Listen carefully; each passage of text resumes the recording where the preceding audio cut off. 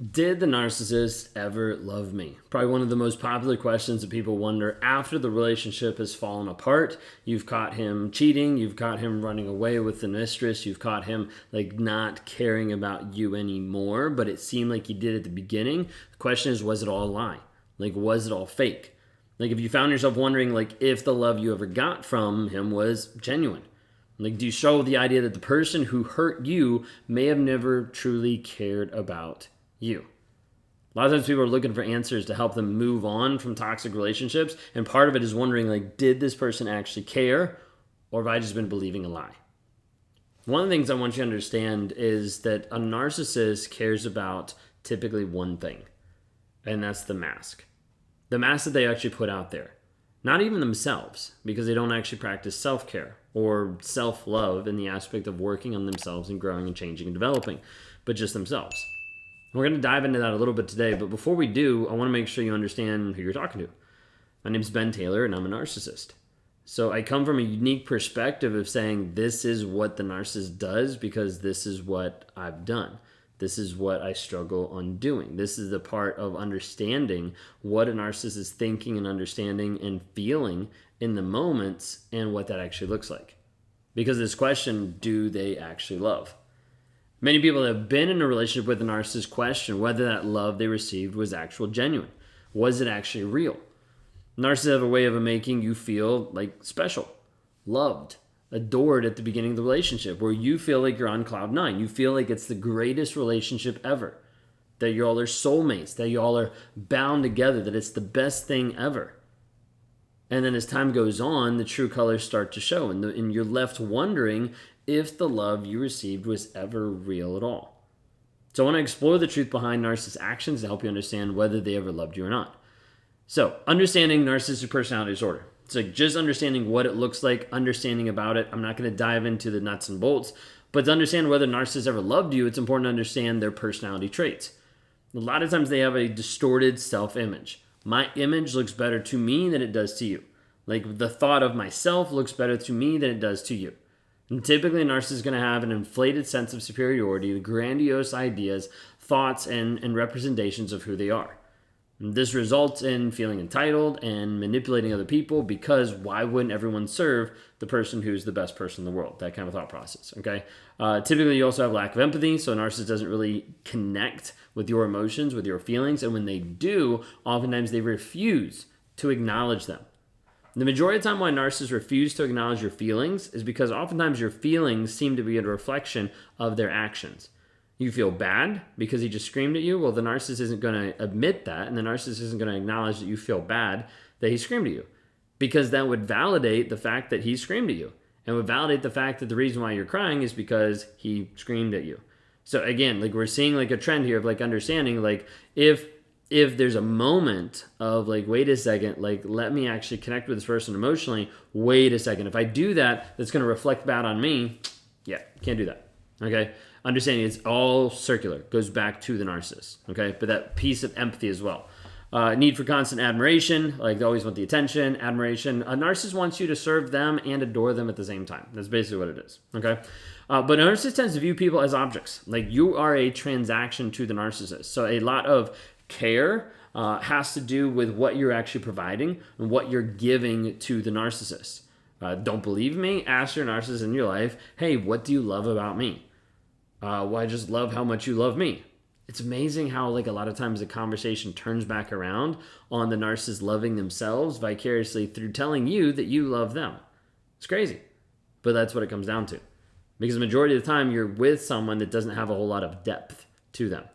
That's very shallow, but has tried to convince you because of telling you about past vulnerable things and past abuse that they're a vulnerable person when they actually haven't communicated anything about themselves at all.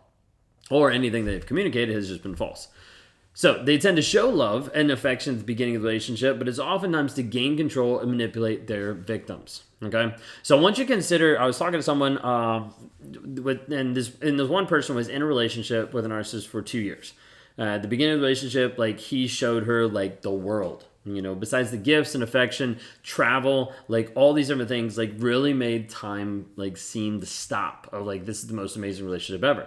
But like as time goes on, like he started to be more controlling, more emotionally abusive, like controlling of like where she was, what she did, the money she spent, like all these little things.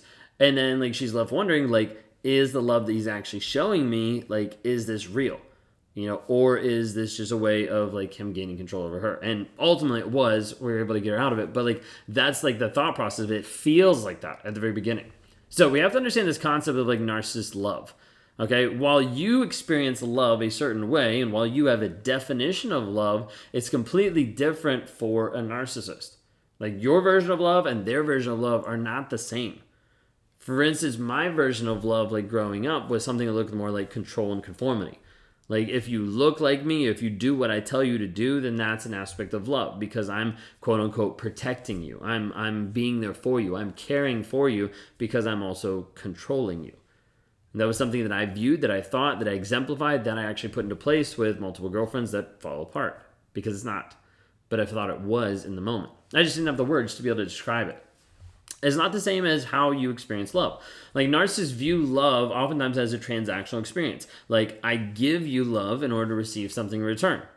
The thing with the narcissist is like, wait a second, if I can keep giving you less and less and I keep getting more and more, sounds like a good investment, right? Like if I could put less money in and get more money out, like that would be a pretty cool investment. And so for a narcissist, they're like, let me reduce the amount of affection and attention that I give you and have you keep groveling for my attention and affection. And as you do that, you're coming back to me and it makes me feel good. It makes me feel powerful. It makes me feel, whatever it might be. Okay. But that control piece of like, hey, now you actually want me. Narcissists want you to want them, but they also don't want to actually put stuff out there where they want you.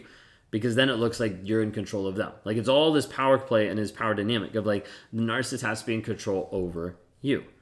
Okay? Like they love the idea of being in love. Like the idealization of like having the perfect relationship or perfect like connection with another person like seems amazing.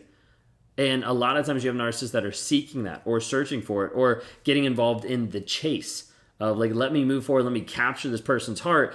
But then the problem is, then they have that person, they don't know what to do with them because they capture them with a shallow version of themselves. They capture them with a mask. And then they're like, wait a second, if the relationship is going to get any deeper, I have to actually take the mask off. No can do. Time to move on to the next person because this relationship just wasn't for me. Let me find someone else who actually loves me, who actually cares about me. All these things, okay? Sometimes it's just that status piece of chasing someone, being in a relationship. A lot of times you don't find narcissists, you do with some coverts and vulnerable, but a lot of times you don't find narcissists that are alone for a long period of time. It's like, no, I need someone. I need that constant attention, validation, interaction things. So typically you have a relationship with a narcissist, it's superficial, and it's just based on needs and desires. So I did a video recently on YouTube that was the 4 ways that narcissists love you, and going into that would give you a lot of clarity. Narcissists love typically what you give them, what you provide, and that's really like the baseline of it all. But I want to be able to just throw that out there too, okay? So understanding that a lot of times you think that the narcissist in your life loves you, but it's only when you actually fulfill his needs. Like when you make him look good, then you're like, oh, this is what's actually happening. And then he gets to the place where he's like, I don't want you anymore. I moved on. I'm now with someone else. Or you find out that he's been cheating. And it starts to make you wonder, wait a second, like, was I not good enough? But I need you to understand is it didn't have anything to do with you. It only had to do with the narcissist and the flavor of the day that he wanted in that moment. Okay, so no matter how much more you could have ramped up your affection, your caring, the amount of connection, the amount of sex that y'all had together, it wouldn't have changed anything. It might have ramped up or slowed down the time frame of the same thing that happened, but it wouldn't have changed the outcome. Most people don't understand that. The third thing I want to be able to touch on is just the narcissist's actions. The actions of a narcissist speak louder than words. You've heard actions speak louder than words. 100% true. And when you're dealing with a narcissist, that's all you can go off of. Not their words, not anything else, but just their actions. A lot of times I use the word demonstrate. That's one of my favorite ones when it comes to narcissists. Someone's like, but he loves me. And I'm like, okay, how does he demonstrate love on a day-to-day basis? Well, he came home and he provided for me. And I'm like, is that what you believe or is that what he told you? And she's like, well, that's what he told me. And I'm like, exactly. We can get a trained monkey to be able to provide, to be able to work, and to be able to provide money. A lot of men out there think that because they just provide and just because they walk in the door that they're somehow successful at being a father or being a husband. When in reality, that's like the base level of how they should actually be showing up as a man. And for all those that are pissed off at me, I don't really care. Because that's who I was. I was the one that did that. I was the one that showed up and I was like, well, at least I'm showing up. I was cheating. I was a liar. I was unfaithful. But in my mind, I'm like, well, at least I'm showing up because I thought I was a good person, which is a bunch of bullshit. Okay? So people out there that are like, but he's showing up for me. Or all the men out there that, but I'm showing up for her. Really? That's not really enough. So you need to grow up. Anyways, side note. Narcissist action, it comes down to what they actually demonstrate. While a narcissist says they love you, their actions are going to show something different. Narcissists often use love as a tool to be able to manipulate and control you. So they're going to engage with gaslighting, lying, cheating, and all these things that are not consistent with actual love. Okay, so I want you to consider like Sarah.